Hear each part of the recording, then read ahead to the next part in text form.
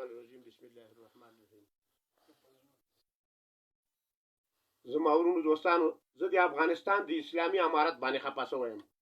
اسلامي امارت په ما باندې ډیر ګران ده، له خپل قوم نه په ما باندې زیات ګران، لغمانیانو نه په ما باندې زیات ګران ده. په اسلامي امارت کې که لغمانی که وردګی که هلمندی هغه ټول زما یو مې لاس ته، یو مې پښه ده، یو مې تن ده، یو مې وجود ده.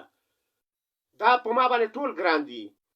ما چې یاد کړی دغه وردګی مې یاد کړی، د وردګو مجاهدینو مسلمانانو، د تاسې هغه دیموکراسان ما یاد کړي، ته به هم د ما دغه حنیف اتمر یاد کړو، زلمی خلیلزاد به یاد کړو، بل خبیث به یاد کړو، د لغمانی چې دیموکراسي والا و.